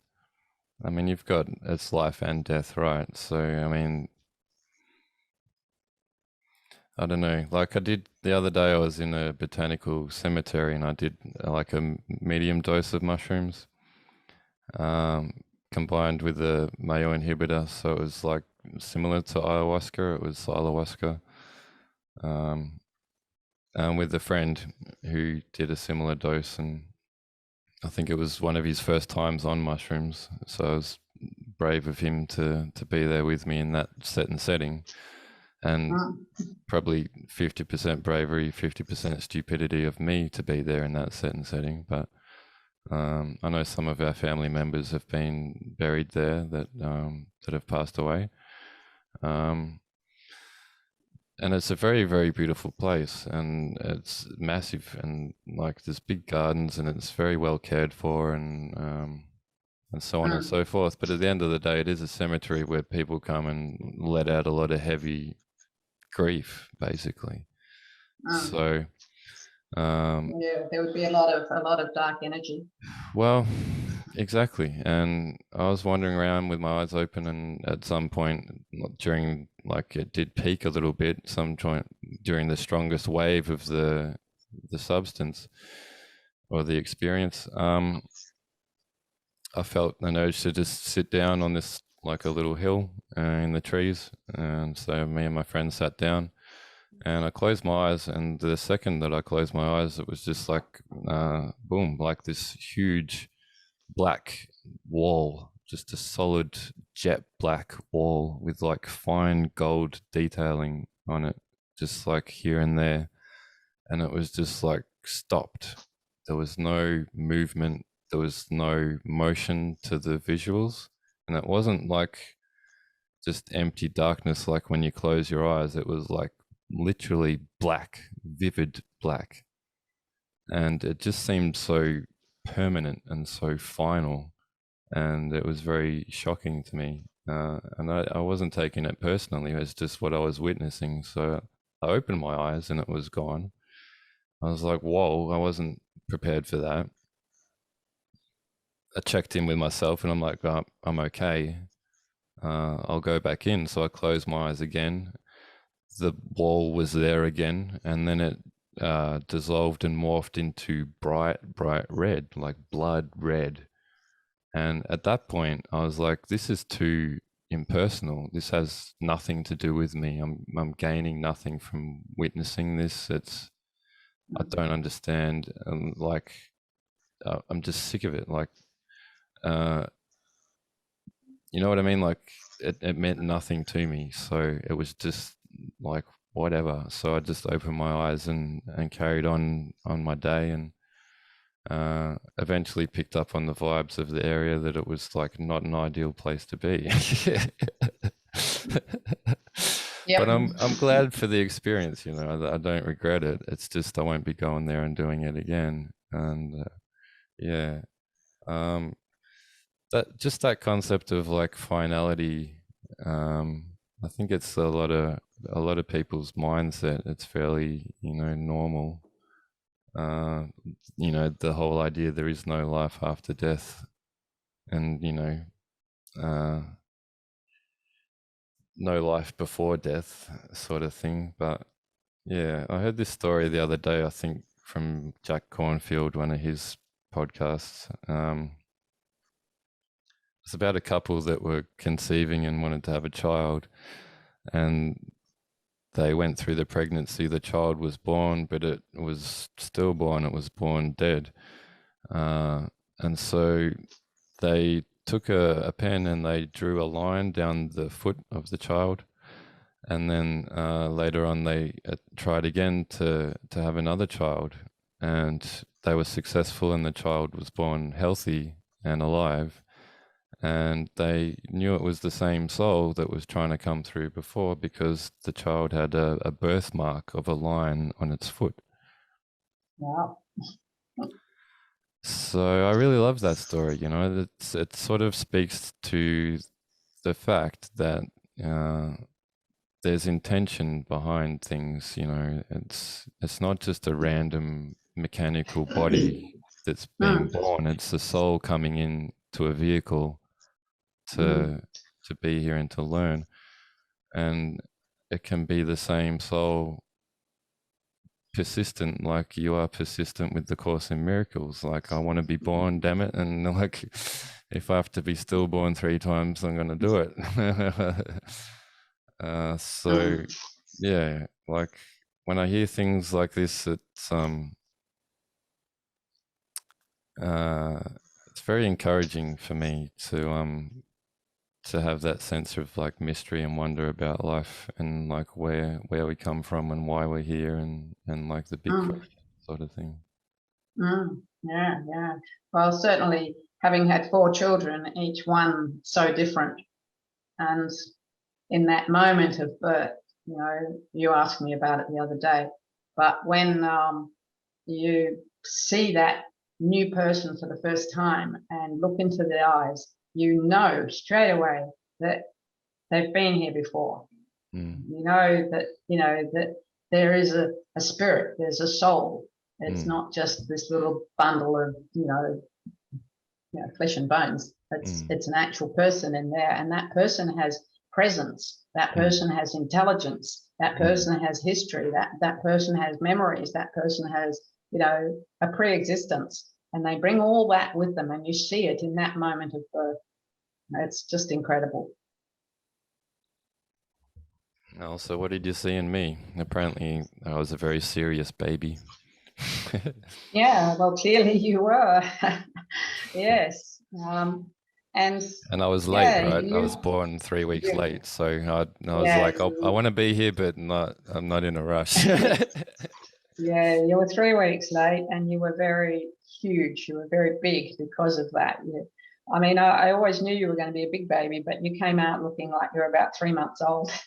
And you seemed to act as if you were also about 3 months old, not just newborn. Like you already had known, that previous 3 months. It wasn't just that you looked like you were 3 months old, but you acted and seemed like you were already, if not older, probably older. Yeah. You definitely had that sense of being an old soul. Yeah. Yeah, I've had some friends describe, going back to the faces changing with the meditation teacher. I've had friends see that happen with me, that my face turned into like an old man sort of thing. Yeah. Yeah, to end on what I feel is a high note. I'd love to talk more about meditation, but time being what it is, we don't have all day, and we've got a lot going on, don't we, at the moment? Yes. Yeah, so we'll move right along, and maybe we can record another one at some point down the line. Yeah, that'd be good. Yeah, that'd be great. Yeah, I've really enjoyed this so far, and yeah, I enjoy every one of these, really. I love it. So it feels really good to be doing one again, and I couldn't think of a better person to be doing it with. So yeah, thank you. Thank you. Thank you. And yeah, that's I have some questions to finish on. So basically, there's 2 sets of questions. The first one is I would like to know 3 areas in your life recently where you've experienced healing of some kind, or you've achieved something you've been working towards, or you've accomplished something, that sort of thing. And I think to get you started, I'd say recovering and being in remission from cancer is probably pretty high up on that list of 3 things, right? Yeah. Well, obviously, the one that springs to my mind is the solar circumnavigation of the world. Right. That's a good one. We haven't gone into that, but for those, sorry, yeah. I mean, that was a huge objective, and to actually push through all the resistance and to accomplish it. Yeah, well, I mean, it was one of my questions on my notes was I wanted to ask about, how does that feel because you basically lived your childhood dream of sailing around the world. And a lot of people focus on the sailing around the world part, but I focus on you lived your childhood dream part. That's incredible. Like, what is that like? How does that feel? Yeah. Quite a few people have accused me of being like of having what they call imposter syndrome, which is where you do something pretty amazing and then you go, no, it was nothing.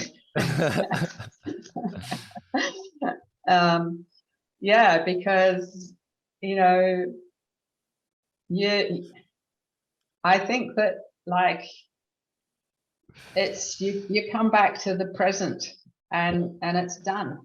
And it's done, and so it's not something that continues, if you know what I mean. It's, like there are moments in there, obviously, in the doing of it and in that final kind of reaching the final port where a part of yourself goes, oh, wow, you did it. And it's like an outsider.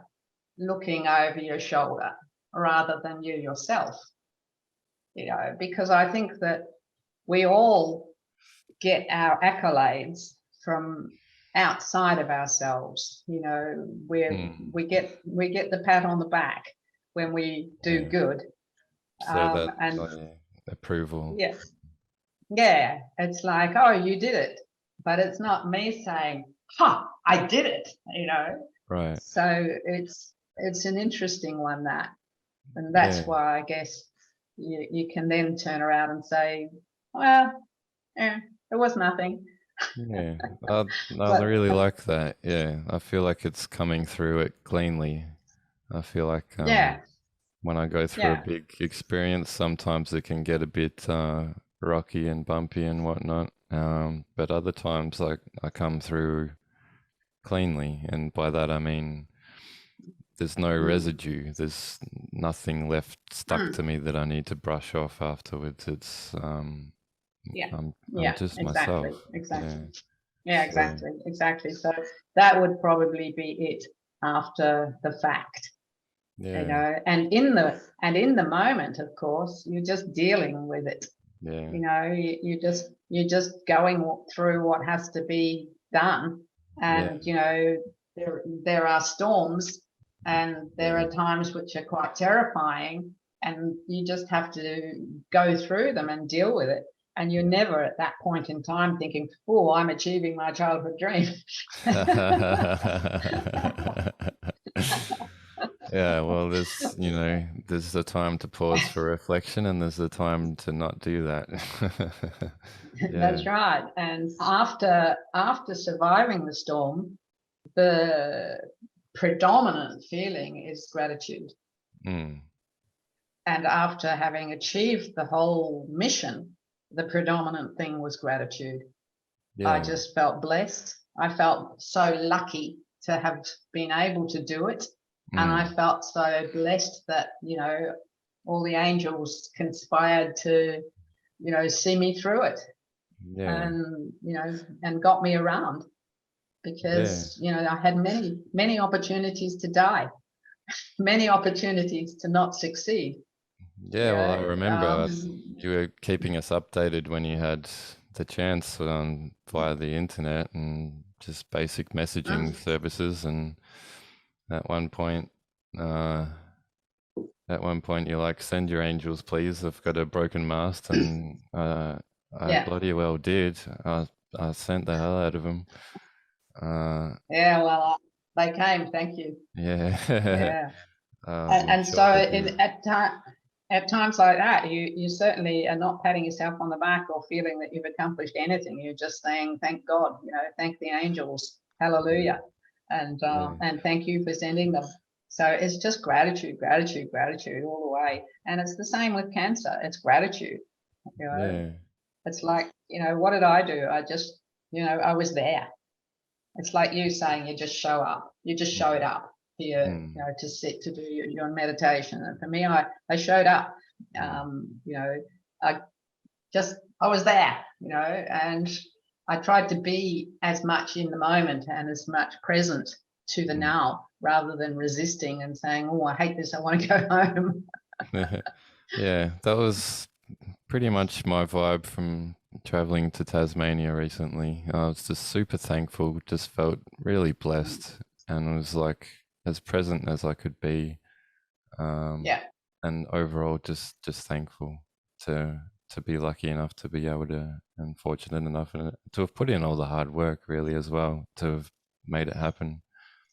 Whereas a few years ago I was very closed off to the idea of traveling and going and exploring. And even though I like the idea of visiting Tasmania, and I've heard so many wonderful things about it, that was just not on my list of things to do. So two pretty huge things there. What's your third thing recently that you've you feel like has I think this moving house at my age, a lot of people would say that that's a crazy thing to be doing, to be divesting of all my belongings, to be absolutely getting back to nothing. a lot of people would say, well, that's madness. You know, how many women who are 72 years of age start again, like, you know, getting rid of every fork and knife and spoon and you know, every plate, you know, and leaving, you know, in my little camper van, yeah, and not knowing even where I'm going. You know, I think that, you know, that's been terrifying. It's been challenging. It's certainly, you know, some wise woman once said, like, you know, if you want to make some change in your life, do it while you still can. And I think that that was resonating very much in my mind. Okay, you know, it's like having come through cancer, you know, having sailed around the world, having come through cancer. It's like now there's a kind of a what do you call it? A turning point. And part of that turning point is to make this quite major change in my life, not really knowing where it's going to take me. Yeah, well, to balance it out, I think that's probably on my list as well, because I've been doing a similar thing, is clearing stuff out, and it's built up over decades, just material possessions, and Yeah. I could feel it every single day. There's like a burden in my mind, a weight on my mind, and just messiness, and to be able to be dealing with that, and not knowing the future, but just that it feels right to do at this point in time. Yeah, it's like a cleansing. It's like, you know, you definitely feel lighter the less you have, because the fact of the matter is every single thing that we own owns us. And it's temporary. You can't just keep it forever. No, and you know, being identified and being attached to it, you know, is just going to cause pain and suffering. Yeah, so dealing with attachment is a pretty huge thing, and I think it's an ongoing process, but to have made noticeable progress, yeah, it's a very good feeling. Yeah, And definitely. yeah, a couple other things for me recently. I feel like all my confidence sort of came online about 2.5 months ago around New Year's Eve, and mainly to do with playing music live that I've written myself. Struggle with that. I think a lot of artists struggle with that. It's just part of the process of being a creative person, and then like sharing what you create. It's super vulnerable. There's no more vulnerable position to be in this world, I don't think. No, it's like putting your head out on the chopping block and saying, drop the guillotine. Well, because you know for a fact that not everyone's going to like it, but you need to have that confidence that the fact that I like it, and that some other people like it, you know, it's great. Well, it's like Misha with her music. She just keeps on keeping on, you know, regardless. Yeah. So to not be held back by what other people might think about me, you know. That, in other words, let go of the fear. Yeah.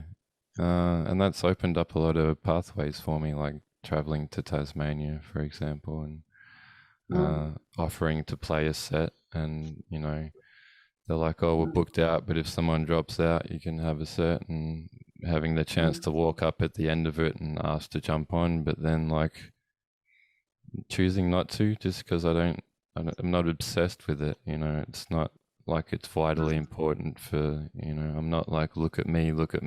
I'm very heavily introverted still, and very much like, you know, peace is my highest ideal, and there's a time and a place for everything, and my music is so special to me that I feel like it's not for everyone, and it's not for every situation. It's for only certain times and places with very specific intention and energy about it. So that's probably enough for that. And so 3 areas in the future for your intentions, for anything, you know, to do with healing or to do with things you might want to work on that have been bothering you for a long time. Well, the obvious one is health. You know, that's a big one at the moment. I'm 1.5 years in remission, and my body is not back to 100% how it was before I got cancer. So I'm working on that as much as I possibly can in every single aspect of health that I know about, which I'm fortunate to know about, having been a naturopath. How's that all going? So, yeah, it's going well. I mean, I make a pretty sort of dedicated effort, as you know, to do things like, walk every day, do exercise, do yoga, do stretching, try and, make my body have less pain, now that's the wrong thing to say, not make my body have less pain, but to bring my body back to a more pain-free state. Well, there's a sense of ease when you're healthy that you barely notice your body is there, and I think you've been getting into. I've seen a lot of go on. People who have had this condition, and they have like a Facebook group, mainly Americans, because it's an extremely rare condition, but they all sound like they're terribly impaired after it. Some of them can't even walk. So I think I'm doing quite well. Yeah. Oh, there's always someone doing so much worse. Yeah, that's right. Exactly. It's a perspective. So, but it doesn't come of itself. No, it's health is a constant, and especially fitness. Health and fitness, constant. You have to work at it every day. But I've got a new perspective, which has only recently come to me in probably the last few weeks, and that is when I, like you, I have resistance to, say, sitting in the morning and doing meditation and you just show up, but I have sometimes resistance to doing my physical movements, stretching and what have you, yoga, but now I tell myself I'm so lucky that I can move, that you're able to. It is a blessing. It's an absolute blessing just to be able to move at all. And so I, like with Feldenkrais movement, which, as you know, I've been doing for years, the Feldenkrais movement is awareness through movement. And so if you bring the awareness component into it, then it's not just calisthenics. It's not just, gymnastics. It's actually bringing your mind to play. And not only that, but experiencing the joy and the pleasure of that movement, which I think is often overlooked by people who set out to, say, get fit or get strong, or get whatever, with the body. And I think that if you can bring that component back into it, then it's so much better and so much easier. Because there's a sensuality about it then. You move your body in ways that feel good, rather than just mechanically kind of moving. There's a lot of consequences to the way you either move or don't move, like sedentary lifestyle. It's so much of it, of course, all comes from here, doesn't it? Well, if you decide to do it and you actually do it, then that's basically where it all is. Some people, maybe the thought doesn't even occur to them, but other people, I find a lot of people that I speak with, they know what's good for them. They know what they should be doing. And they know they're not doing it. And it just grinds on them.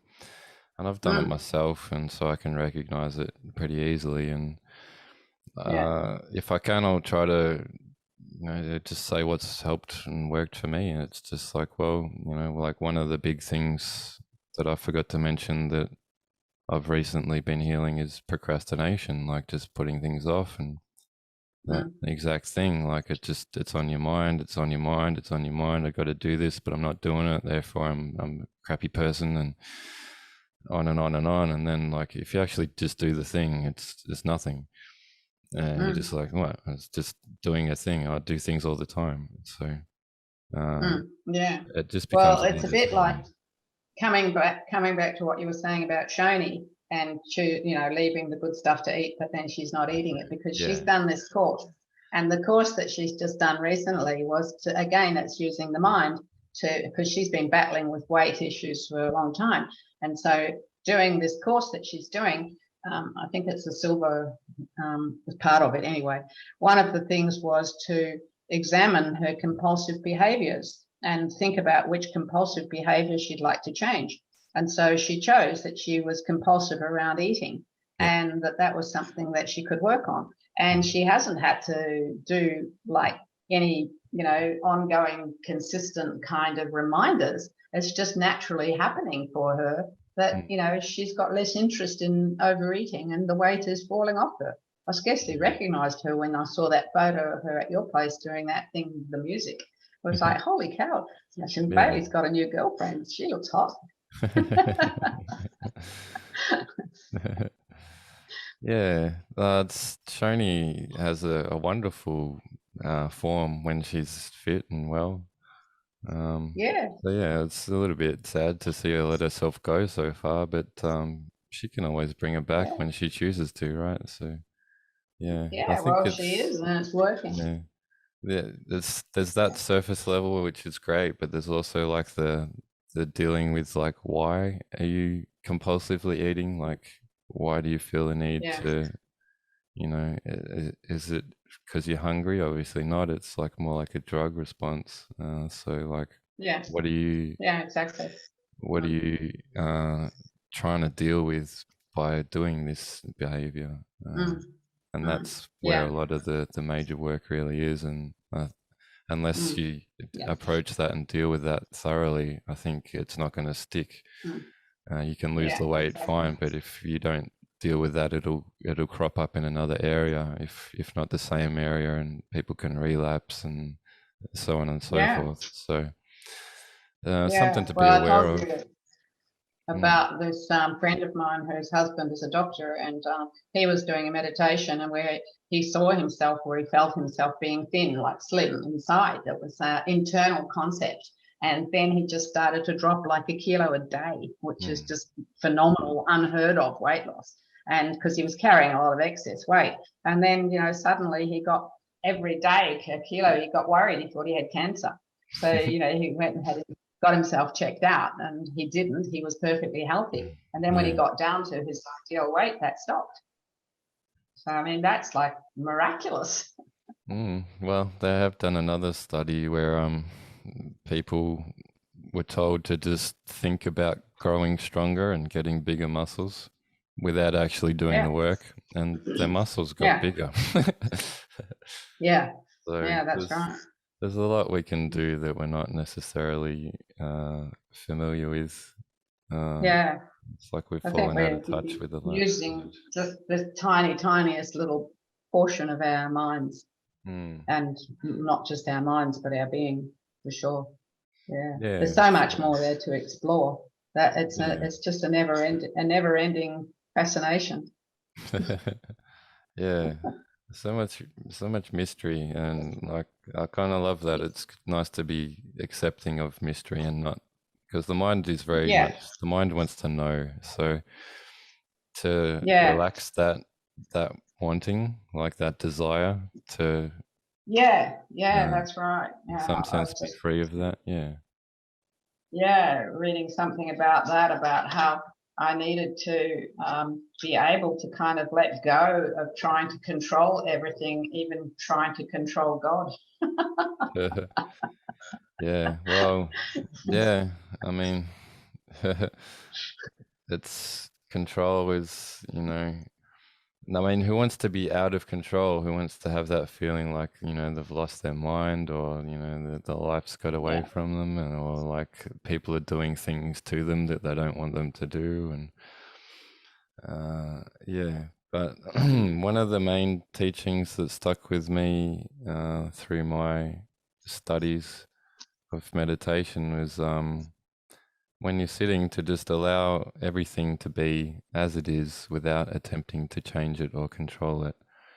And I just find that one simple idea to be huge, that you could spend a lifetime just with that one and never get tired of it, because you can always practice that. And it's always helpful. It's a good word to write on the wall. allowing. I'm not allowed to write on walls anymore. I got in trouble too many times for doing that. Okay, Yeah. maybe on the fridge. No, not on the fridge. The fridge is full already. There's no room left to write on it. Maybe on your car, on your bumper And sticker. look, Oh, no, I'm that's dangerous. tattoo free. Okay, I'm tattoo free. I'm doing okay. Yeah, you are. Yeah. I've allowed room for updates and changing of taste as I grow and mature. So something that seems cool to me 10 years ago is not going to seem cool to me now. And Yeah, that's right. 10 years from now, sort of thing. So that's why I've got no tattoos. So coming back to your question, yeah, I mean, that's one thing, but, you know, I think that a big part, rather than having, you know, projects or setting goals, is to allow things to unfold by kind of taking a step in that direction and sort of, you know, just seeing how it works out, how it pans out. So, because not every step is the right step, and not every direction is actually one you want to go in. That's right, and we don't always know that in advance, but you know, we know that something needs. Sometimes you just know something needs to change. Yeah, and so even if it's not the right direction, by taking that step, it can open up the right direction that is more suitable. I found that a lot recently, and I feel like you're definitely onto it, because the control thing, like, you do what you can, and it does help to work hard and put in effort. You can't achieve anything without the effort going in and the hard work and the time and the energy. But at a certain point, it's beyond you, it's out of your hands, and like, that's where all the magic is, really. That's where the divine intervention happens. That's where the room for a higher spirit to come through enters.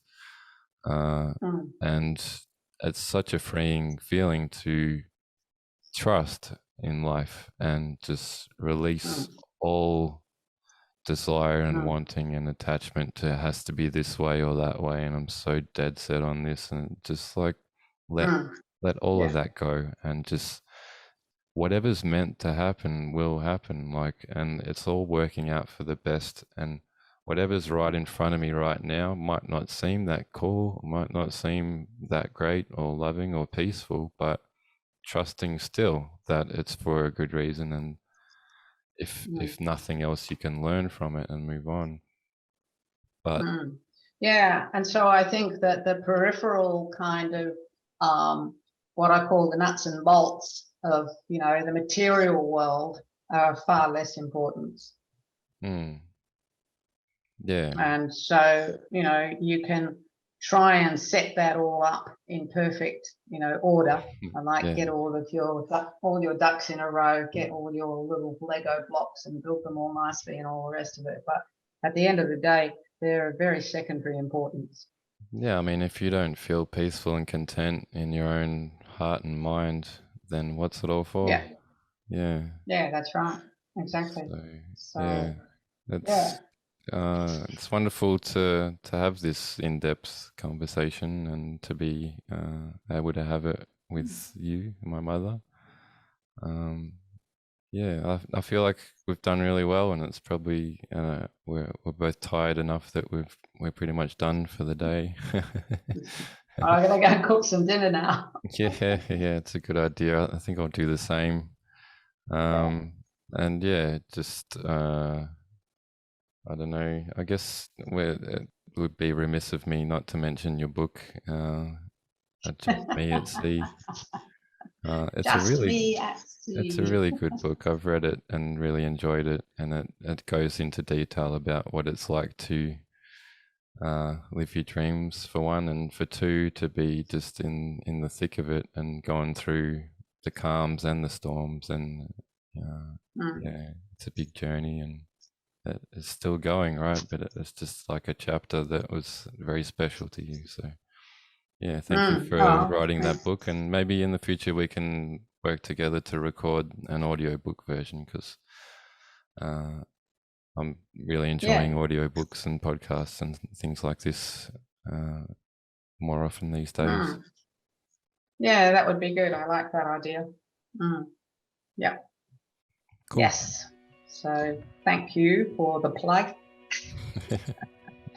Shameless, absolutely shameless. Yes, that's right. I should have brought a copy to hold up and say, "Oh, here's my book."